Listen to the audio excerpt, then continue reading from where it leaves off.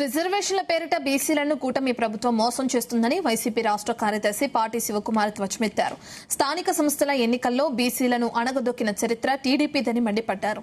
మాట తప్పకుండా బీసీలకు అత్యున్నత ప్రాధాన్యత ఇచ్చిన ఏకైక నాయకుడు వైఎస్ జగన్ రెడ్డి ఒక్కరే అని అన్నారు. 2024 ఎన్నికల్లో అమలు కాని అబద్దపు హామీలతో అధికారంలోకి వచ్చిన కూటమి ప్రభుత్వం రాష్ట్రంలోని అన్ని వర్గాలతో పాటు బీసీలను నిలువున మోసం చేస్తుందని మండిపడ్డారు. స్థానిక సంస్థల ఎన్నికల్లో బీసీలకు 34% రిజర్వేషన్లు కల్పిస్తున్నామంటూ కూటమి నాయకులు చేస్తున్న ప్రచారం కేవలం బీసీలను మభ్యపెట్టేందుకేనని వివరించారు.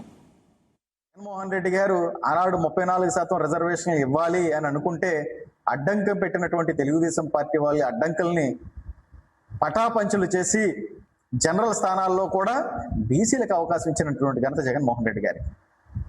మేయర్లు 13 మంది ఉంటే 9 మందికి మేయర్లుగా బీసీలకు అవకాశం ఇచ్చి 69% మేయర్ పదవులు ఇచ్చినటువంటి ఘనత జగన్మోహన్ రెడ్డి గారు.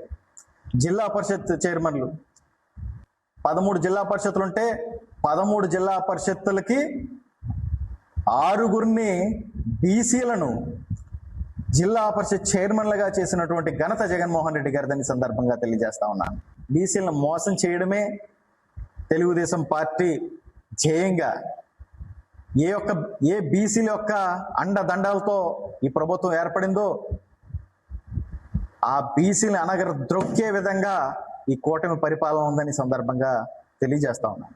ఇప్పుడు జగన్మోహన్ రెడ్డి గారు ఆనాడు 34% రిజర్వేషన్ ఇవ్వాలి అని అనుకుంటే అడ్డంకం పెట్టినటువంటి తెలుగుదేశం పార్టీ వాళ్ళ అడ్డంకుల్ని పటాపంచులు చేసి జనరల్ స్థానాల్లో కూడా బీసీలకు అవకాశం ఇచ్చినటువంటి ఘనత జగన్మోహన్ రెడ్డి గారి. మేయర్లు 13 మంది ఉంటే 9 మందికి మేయర్లుగా బీసీలకు అవకాశం ఇచ్చి 69% మేయర్ పదవులు ఇచ్చినటువంటి ఘనత జగన్.